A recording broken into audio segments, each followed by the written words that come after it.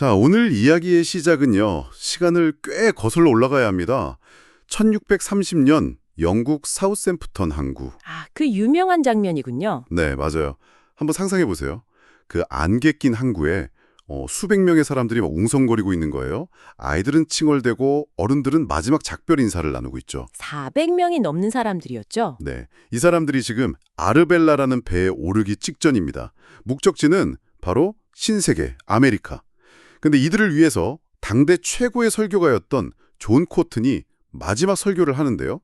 그가 선택한 성경 구절이 정말 비장해요. 어떤 구절이었죠? 내가 내 백성 이스라엘을 위하여 한 곳을 정하여 다시는 옮기지 않게 하며 악한 자들이 이들을 괴롭히지 못하게 하리라. 바로 그 구절에 오늘 우리가 이야기할 청교도 정신의 핵심, 거의 뭐 DNA가 담겨 있다고 볼 수 있어요. DNA요? 네, 이 사람들은 스스로를 그냥 뭐랄까 더 나은 삶을 찾아 떠나는 이민자라고 생각한 게 아니에요. 아, 그게 아니었군요. 자신들이 마치 하나님이 약속한 땅으로 가는 새로운 이스라엘 백성이다. 이런 세계관을 가졌던 거죠. 이건 그냥 이사가 아니라 신성한 임무의 시작이었던 겁니다. 그렇죠. 그런데 솔직히 청교도 하면 딱 떠오르는 이미지가 있잖아요. 있죠. 아주 강하게 있죠. 온통 검은 옷만 입고 웃음기 하나 없이 늘 인상 팍 쓰고 다니면서 죄를 회개하라 외치는 사람들. 그 20세기 언론인 H.L. 맨켄의 유명한 정의도 있잖아요. 아, 그거요? 누군가가 어디선가 즐거운 시간을 보내고 있을까봐 끔찍하게 두려워하는 인간. 네, 정말 이 이미지가 전부일까요? 오늘 제공해 주신 자료들을 보니까 이건 정말 이 고정관념을 완전히 깨부숴야겠다 싶더라고요. 이들이 진짜 누구였고 뭘 믿었고 그 신념이 어떻게 영국을 뒤흔들고 오늘날 우리에게까지 영향을 미치는지 그 핵심을 한번 제대로 짚어보겠습니다. 아주 중요한 지적을 해주셨는데요. 청교도주의를 그냥 엄격하고 금욕적인 종교 운동으로만 보면 본질을 놓치기 쉬워요. 이건 개인의 내면적인 신앙 체험, 즉 회심이라는 사건이 어떻게 국가와 사회 전체의 모습으로 드러나야 하는가에 대한 거대한 청사진이었어요. 청사진이요? 네, 이들의 최종 목표는 성경의 원칙대로 운영되는 나라를 만드는 것이었죠. 신앙과 정치가 분리될 수 없다고 본 겁니다. 그렇군요. 그러니까 한 사람의 신앙을 넘어서 국가 시스템 전체를 바꾸려는 거대한 프로젝트였다, 이 말씀이시네요. 그럼 그들의 머릿속을 지배했던, 말하자면 그들의 운영체제, OS는 뭐였을까요? 자료를 보니까 이들의 생각을 만든 강력한 텍스트가 2개 있더라고요. 맞습니다. 성경은 뭐 당연한 기본이고요. 그 위에 아주 강력한 2개의 기둥이 있었죠. 그 첫 번째가 바로 1560년에 나온 제네바 성경입니다. 제네바 성경이요? 이게 왜 그렇게 중요했냐면요. 그전까지 성경은 일반인들이 읽는다는 거 상상도 못했거든요. 라틴어로 되어 있거나 뭐 글자만 빽빽하고. 그냥 사제들만 읽는 책이었죠. 그렇죠. 그런데 이 제네바 성경이 최초로 장과 절을 나눴어요. 우리가 아는 그 형식으로요? 네. 그리고 문장도 쉬운 영어로 번역하고 심지어는 페이지마다 각주가 빼곡하게 달려 있었던 겁니다. 잠깐만요. 각주요? 성경이요? 약간 참고서 같은 느낌인데요? 바로 그겁니다. 그 각주가 사실상 혁명의 씨앗이었어요. 혁명의 씨앗이요? 네. 이전까지는 사제가 성경은 이런 뜻입니다 하면 그걸로 끝이었잖아요. 그런데 제네바 성경의 각주에는 왕의 권력은 절대적이지 않다거나 불의한 통치자에게 저항하는 것이 정당할 수 있다는 식의 당시로서는 굉장히 급진적인 해석이 담겨 있었던 겁니다. 와... 말하자면 모든 가정의 성경과 함께 비판적인 정치 해설서를 보급한 셈이죠. 왕 입장에서는 이게 아주 골치 아픈 책이었을 거예요. 와, 이건 그냥 성경 번역이 아니었네요. 모든 사람이 스스로 성경을 해석하고 심지어 왕에게도 질문을 던질 수 있는 권한을 준 셈이군요. 대단한데요? 그럼 2번째 기둥은 뭐였죠? 존 폭스의 순교서라는 책입니다. 자료에서도 성경 다음으로 영국인들에게 가장 큰 영향을 미쳤다고 나오죠. 순교서요? 이게 어떤 책이냐면 엘리자베스 여왕 이전에 잠시 카톨릭이 부활했던 메리 여왕 시절에요. 프로테스탄트 신앙을 지키려다 화형당한 사람들의 이야기를 정말 생생하게 담은 기록이에요. 끔찍했겠네요. 네. 근데 이 책을 읽으면서 영국인들이 이런 생각을 하게 된 겁니다. 우리는 가톨릭의 위협 속에서 하나님의 진리를 지켜낸 특별한 민족이다. 우리에게는 하나님의 특별한 계획과 사명이 있다. 선민의식 같은 거군요. 바로 그겁니다. 이게 바로 영국 그리고 청교도들의 선민의식의 뿌리가 된 거죠. 그렇군요. 제네바 성경으로 개인의 권리를 깨닫고 순교서로 국가적 사명감을 갖게 된 거네요. 정확합니다. 그리고 이 두 가지가 청교도 신학의 핵심 개념인 언약 사상과 만나면서 폭발적인 시너지를 냅니다. 언약, 영어로는 커버넌트라고 하는데요. 하나님과 인간 사이의 영적인 계약이라고 생각하시면 쉬워요. 잠시만요. 그 언약이라는 개념이 조금 헷갈리는데요. 청교도들은 기본적으로 하나님이 모든 걸 결정하고 구원할 사람도 미리 정해놓는다고 믿었잖아요. 네, 예정론이죠. 그런데 다른 한편으로는 인간과 계약을 맺는다는 거잖아요. 이건 좀 모순적으로 들리는데요. 마치 사장님이 이미 채용할 사람을 다 정해놓고 굳이 다른 모든 사람과 면접 계약서를 쓰는 느낌이랄까요? 아주 날카로운 지적이세요. 바로 그 긴장감이야말로 청교도들을 움직인 동력이었습니다. 아, 긴장감이요? 네, 그들은 이렇게 생각했어요. 하나님께서 우리를 선택하셨다는 증거는 무엇인가? 그것은 바로 우리가 그분과의 계약, 즉 성경의 율법을 지키려는 열망을 가지고 실제로 그렇게 살아가는 모습으로 나타난다. 아하. 그러니까 일방적인 명령이 아니라 쌍방의 의무가 있는 관계라고 본 거죠. 우리가 계약 조건을 잘 지키면 신께서도 구원과 번영이라는 약속을 지켜주실 것이다. 이 계약 사상이 있었기에 이들은 자신들을 하나님의 계획에 동참하는 파트너로 여기고 사회 전체를 바꾸려는 엄청난 사명감을 가질 수 있었던 겁니다. 하하, 이제 좀 이해가 되네요. 신을 무서운 군주가 아니라 일종의 비즈니스 파트너처럼 여겼다는 비유가 와닿았습니다. 그 사명감이 정말 대단했네요. 그런데 머릿속에 이상만 가득하다고 세상이 바뀌진 않잖아요. 그 강력한 사명감을 가지고 영국이라는 현실에 부딪혔을 때 정확히 무슨 일이 벌어졌나요? 여기서부터 아주 흥미진진한 3막짜리 드라마가 펼쳐집니다. 3막짜리 드라마요? 1막은 엘리자베스 여왕 시대, 바로 정화를 시도했던 시기입니다.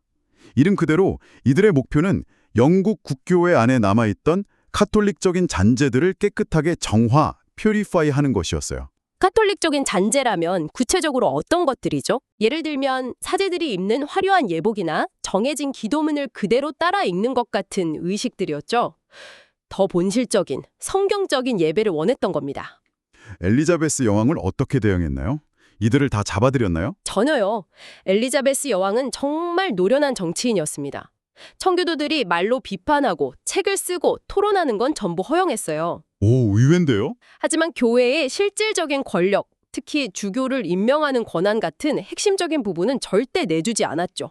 일종의 관리 모드로 들어간 겁니다. 아, 적당히 선을 그었군요. 그렇죠.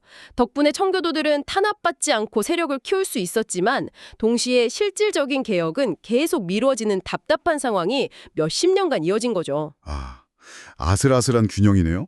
그럼 그 균형이 깨지는 2막은 어떻게 시작되나요? 엘리자베스 여왕이 후사 없이 죽고 스코틀랜드 왕이었던 제임스 1세가 영국의 왕위를 물려받으면서 이막이 시작됩니다.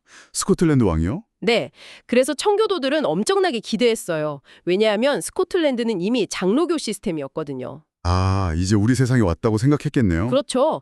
하지만 1604년에 열린 햄프턴 코트 화의에서 그 기대는 산산조각이 납니다. 거기서 무슨 일이 있었나요? 제임스 1세가 청교도 지도자들을 불러놓고 그들의 개혁 요구를 하나씩 전부 묵살해 버립니다.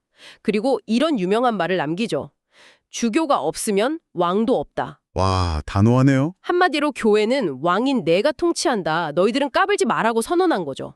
그런데 딱 하나 청교도들의 요구를 들어준 게 있어요. 그게 뭐죠? 성경을 새로 번역해 주십시오. 와, 이건 정말 역사의 아이러니네요. 그러니까 청교도들이 가장 싫어했던 왕 중 한 명이 자신들의 영향력을 약화시키려고 만든 성경이 역사상 가장 유명한 영어 성경, 킹 제임스 성경이 된 거군요. 바로 그겁니다. 청교도들 입장에서는 정말 땅을 칠 노릇이었겠습니다. 그렇죠. 왕 입장에서는 각 주마다 왕에게 저항하라는 식의 해설이 달린 제네바 성경이 눈엣가시였거든요.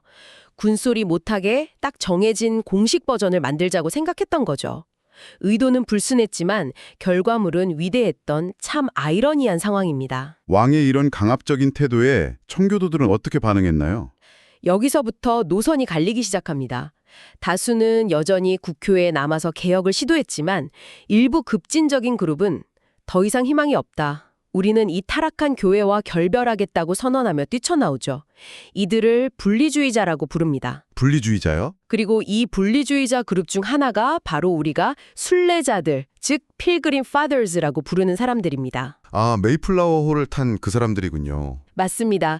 원래 북잉글랜드의 작은 마을에 모여 비밀리에 예배를 드리던 사람들이었는데 박해를 피해 종교의 자유가 있던 홀랜드로 이주합니다. 홀랜드, 네덜란드로요. 네, 그런데 거기서 10년쯤 살아보니까 자녀들이 영국인으로서의 정체성을 잃고 너무 네덜란드 사람처럼 변해가는 거예요. 여기서 이들이 위대한 결단을 내립니다. 어떤 결단이죠? 우리가 믿는 신앙을 지키면서 영국인으로서 살아갈 수 있는 새로운 땅으로 가자. 그래서 1160년 메이플라워 홀을 타고 신대륙 매사추세츠 플리머스에 정착하게 된 거죠. 그렇군요. 한편에서는 그렇게 영국을 떠날 결심을 하고 있었군요. 흥미로운 건 비슷한 시기 홀랜드에 있던 또 다른 분리주의자 그룹에서는 전혀 다른 일이 벌어지고 있었다는 겁니다.